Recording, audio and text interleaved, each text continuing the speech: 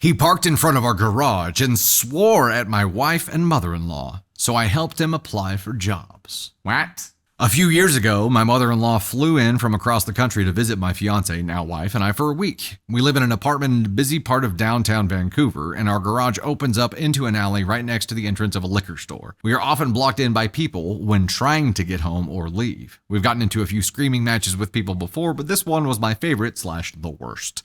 We were coming back pretty late in the evening, maybe around 8 to 9 p.m. This guy, we'll call him Christopher, had parked right in front of our garage door and went into the liquor store to buy some booze. When he came back out and saw us in our vehicle waiting for him to move so that we could park and be home, he made some snotty comment that we couldn't hear while still in our vehicle and got into his car. Toby! We thought he'd drive away, but he just sat there, opened a hell y'all, and drank it while looking at us and laughing. I got out of the vehicle, walked over to him, and honestly politely, I've gotten into too many screaming matches and just wanted to get home. Also didn't want my future mother-in-law to see me getting angry. Good call. Asked him to move so that we could get inside. He basically responded me by telling me to go f*** myself and that he'd do what he wanted to do. Toby! I tried to explain that he was blocking our garage and asked him if he could just move up a bit so we could get in. This escalated really quickly. He got out of the car and got really into my face.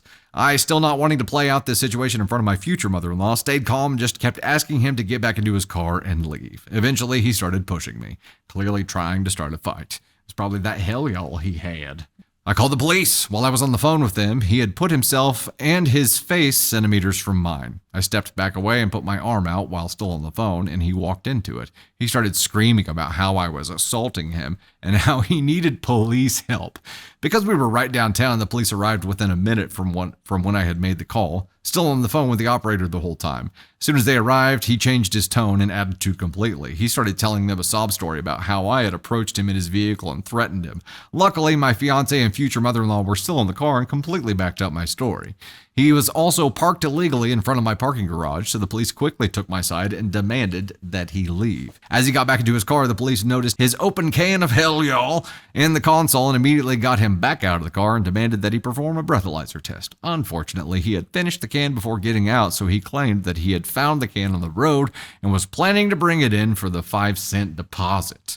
His alcohol level was also below the legal limit for driving, so the police couldn't do anything to charge him with a DUI. The police stayed until he left, but the last thing he did before driving away was to throw his business card out of the window at me and ask, "You don't even know who you're messing with."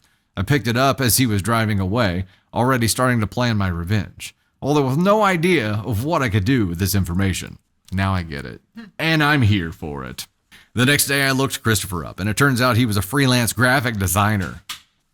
He has his own website with a bunch of his completed projects and his full PDF downloadable resume. I downloaded his resume and got to work. I started applying for jobs on Christopher's behalf. I had his real phone number, real address, and real full resume. He applied to every McDonald's in the area, Starbucks, T&T, grocery stores, movie theaters, literally any minimum wage jobs that I could find with a quick, easy application process. I must have applied for over 80 jobs for him, all using his real phone number and real resume. I kept this up for a few weeks, searching for more jobs whenever I had some free time. Unfortunately, I never got to see his face as he started getting callbacks. He was truly more than qualified for any of these jobs, but I like to think that for a month or two, he would receive phone calls throughout the week asking him to set up job interviews, thinking that it was for his graphic design work, only to be told that it was for a McDonald's or a Wendy's or wherever.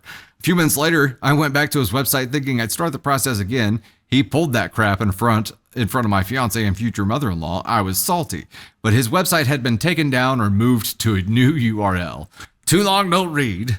Don't mess with me in front of my family, or else I'll get you a job at McDonald's. Fantastic, OP. This is... Who acts like a raging asshole and then it's like, by the way, here's my business card?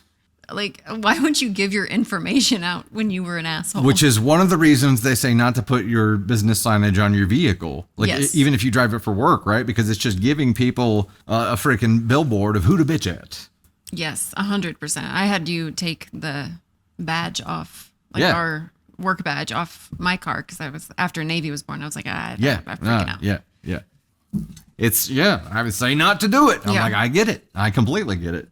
As much as I want to have like a vinyl wrapped Dusty Thunder WRX, it wouldn't be smart. I would agree. Wasn't a truck. I said WRX. I would agree.